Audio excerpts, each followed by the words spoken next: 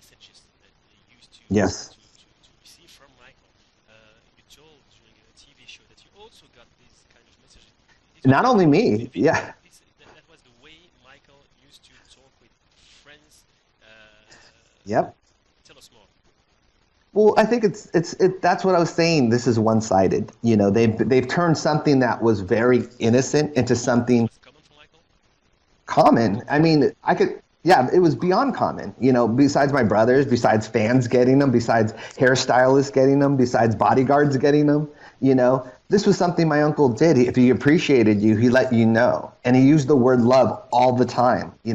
I love you. He would say that to his fans. He would say, so it's like, but then you take this and you put it into a documentary and you make it look sinister. And it wasn't. It's just the same thing with the happy birthday message. My uncle gave many happy birthday messages. We give happy birthday messages, and it's like, that's the thing. Same type of what like Yes, they yes. received by website. Yeah, because you want to give people hope and inspiration. You have a platform, when people are, whether it's dying or getting married or whatever, you feel a connection with them. You're like, you can do something to brighten their day or whatever. And so for me, it's frustrating because this director had one motive, and that was to make him look as creepy as possible and wasn't truthful.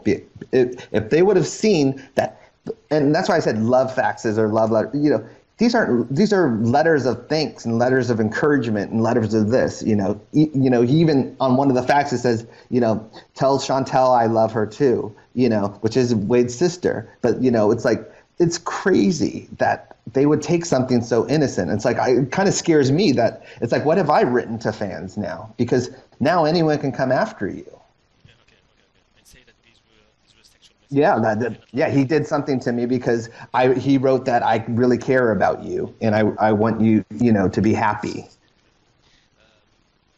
You're about to release the documentary to present another version of your uncle. Why is that so important right now?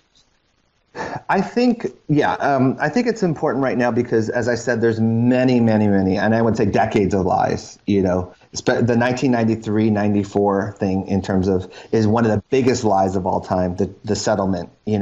I've seen the number go up from 15 million to 20 million. Now it's at 23 million. That's what everyone's reporting now. So it keeps going up. The number keeps going up too. But here's the thing with that. And here's the honest thing, and this is the thing that anyone can look up. That was for a civil settlement. My uncle had two cases going on, a civil settlement or civil case and a criminal case. My uncle, and luckily me, Terrell and TJ, my two brothers, were around during that time period. So I know his mood at that time. He was very angry. He wanted to fight it. And this happened in August. So here's August. The settlement didn't happen until January. He fought that whole time for the settlement not to happen. But what ended up happening is that, which is against the law now, having a criminal case go before a civil case, which basically the civil case is for money, the criminal case is for you getting locked up forever. And all he wanted was the lawyers fought and asked the judge, can you please make the criminal case go before the civil case and we'll fight, because that's the more important one. Once the judge denied it, they fought. My uncle had no choice but to do the civil case to settle the civil case, because the civil case it's almost like a football team, and you get to see them practice all their moves before the big game. It's like, it's so unfair, and it's illegal now to do. That it changed a year later, but the civil case never stopped Jordy Chandler, who was the accuser, or his family from testifying. Yeah, it never stopped them from testifying in 1994. It never stopped them testifying in 2005. So when I hear the word hush money, it's not hush money if they can still talk, and that was proven because I think it was Jordy Chandler's mother did testify in 2005. So this word of hush money has come from the media. So why that documentary that you're going to Well, I think the thing is that. Yeah, because the thing is that those kind of lies are what people go back to. They say, when you put a great argument and they go, oh, well, what about the $23 million settlement? He has to be guilty because no one would pay that. So I think people have to understand Michael's life and what he was going through. He was on tour.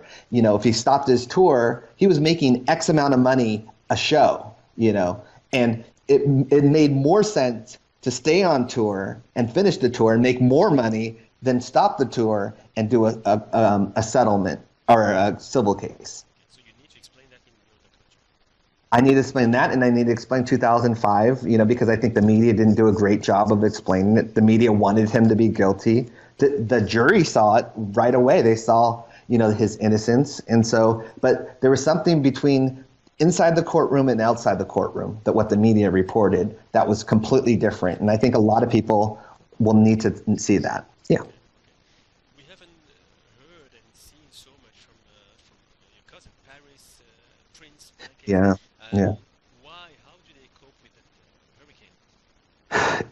It's been hard on them. I think the thing is that imagine that being your own dad and he's not here to defend himself.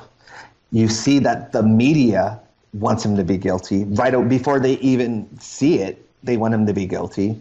And so you feel helpless. You feel like, what can we do to change all this? And I think that's the thing. You got to remember that they live this life. They're going to live this life. They're going to live, this brand. And to them and to me as well, and to many millions of people, my uncle only wanted to help people, only wanted to help the world. And I think the thing is that now they've painted him as some monster. But I feel that many, many people, and as the days go by, people are slowly starting to find the truth out. And that's what gives me hope and optimism. And being optimistic. Yeah. How Michael's children, do they cope with that? Do they live with that? Because they knew Yeah. that he had a hard time when he was alive. Now that he's dead, they need more They're still evidence trying. to face the rumors, the press, Mhm. and so on and so on. So are they okay? Are they affected? Deeply affected? They're definitely affected. And I think, it's very unfair to do to someone, especially when there's no laws to protect them.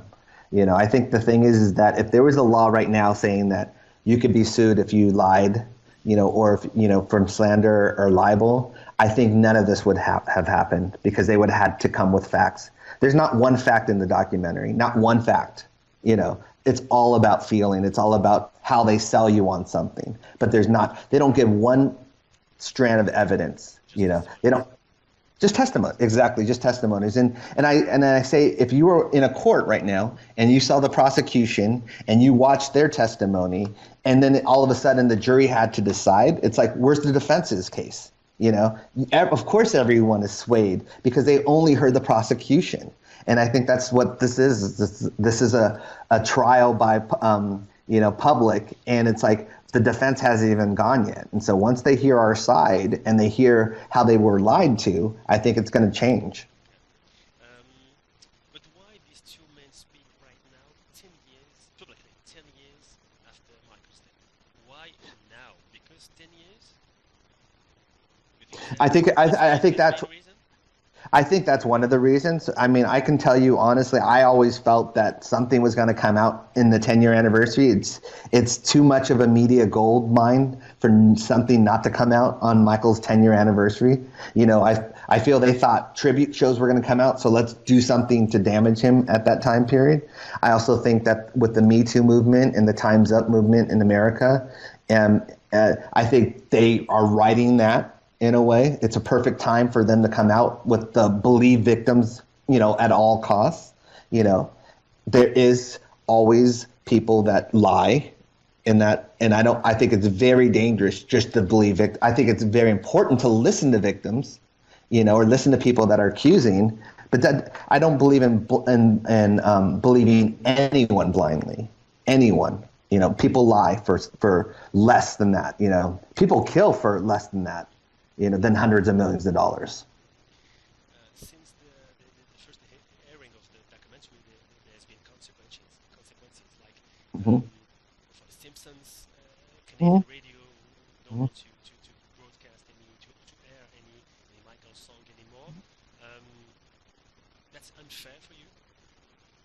It's beyond unfair. You can get convicted now off of documentary, not even from court. Not even from, the FBI investigated my uncle for 10 years, secretly for 10 years, and found not one strand of evidence of any kind of illegal activity, not even just, and Of how many pages?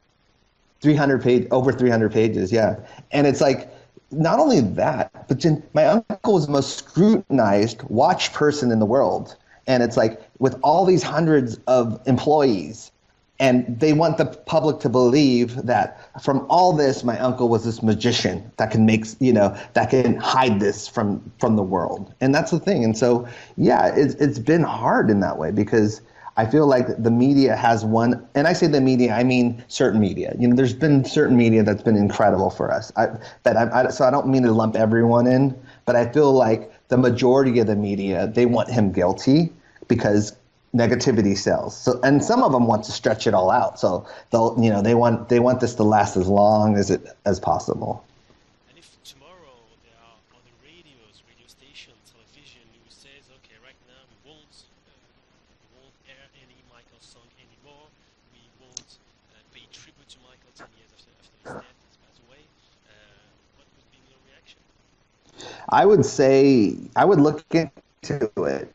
And I'm not going to mention any other artists because that's not my style to do, but there's plenty of artists that have been convicted of certain things that these radio stations play, that literally have been convicted, not accused, but convicted, or have admitted that they've done stuff. My uncle has always been innocent, has never said that he's done these things, never did those things. And so they're only going... Sure you have never said to yourself, and if, maybe I'm wrong, and I haven't seen anything. I need to ask you that question. No, of course you do. Of course you do. And I've been asked that question before. I think, I've spent over 1,000 hours with my uncle, and I was doing the calculation of it from being a baby all the way up to literally the December before he passed. Very, very, very, and when I say close, I mean extremely close to my uncle, to the point where it's like best friends close in that way. I say if you have a sibling, your sibling, right? You know what they're capable and not capable of. That's how I feel. If someone said to that your sibling had done something, you know them well enough to know that is not true. And that's how I feel. It's not like I'm some blind nephew, believing this. It's like, that's how strong I believe in it. And that's what for me is important for people to understand. When you know someone, you know someone. What is the most difficult when your family name is Jackson? I think the most difficult is that people automatically assume that, well, first of all, people think I'm making money off of this. I'm not making money off of this, at all. I'm doing this for my uncle's name. I'm doing this because my uncle would do this for me, if he was alive. No money issue behind that. No money issue behind this. I think the director has said that we make money off of the estate. We don't make, the estate is for his kids, and his kids make money off the estate. I don't see any royalty payments from Michael Jackson. I've always joked that I wish I did, but I don't. My life would be a lot different. But I think the thing is, for me, is that, yeah, you have, this is so critical. This is someone's legacy. This is someone's reputation. So I just ask people to take it not only serious, but take both sides. At least, before you condemn someone, look at the other side. This is a dangerous period in our life where you can condemn someone without another side. Michael wrote songs like Tabloid Junkie, like Leave Me Alone, like They Don't Care About Us. Like Money, yeah. Money. They would do anything for money. Yeah. He also, not only that, he would, and it's weird because he would play us certain things, like certain songs, like from the OJ's Backstabber, that now make a lot of sense in terms of that. And he loved that song, but it's like he was almost prepping us to what kind of life we were going to live. And it's really, he made us watch To Kill a Mockingbird, which was one of his favorite books to read, but he also one of his favorite movies. And I watched that movie recently again, and I'm like, oh my God, this is very similar to what my uncle has gone through. Someone that has been misrepresented, or, yeah, you can say it better than I can. I'm the American. But it's like, But people want him to be guilty so bad that he's guilty no matter what. And I think that's the thing, is that we have to, as a society, we have to be open to the truth as well, and at least search for it. Don't just believe in whatever. And we've learned that throughout the years, that there's ulterior motives. So why does that apply to certain things but not to my uncle? Why you, your uncles, your aunts, why do you take time to defend Michael's legacy? Well, Because I think the thing, you could have said, okay, um, um, we don't care about that. yeah. These are false allegations. We don't need to fight. In 2, 3 weeks of time, anyone would hear about it anymore. But you say, no, no, no. We can't let that be, so we will fight. Why take time to fight? I think the thing is that that's what happened in '94. No one said anything. No one fought. I think that's what happened in 2005. No one fought, You were and much that's what young. happened. You were much younger in '94. Yeah, yeah. '94, I was very young. In 2005, no one in the family really fought. That we were there for my, but at the same time, it's like, because it's scary because you don't want to give it more publicity. We didn't want the ratings to go twice as strong because we were giving it publicity. But at the same time, when you don't fight, then people believe it. And that's where we are now in social media. It's, if you're quiet, people say, oh, it must be true because they're not talking about it.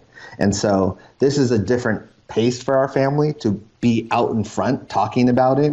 But I think it's what social media is now. You have to talk about it. You have to be honest. You have to tell people, because everyone will just assume it's the opposite. Have you ever, since the first airing of the documentary, have you ever took contact with Ray Robson, Jimmy Safechuck, Dan Reed?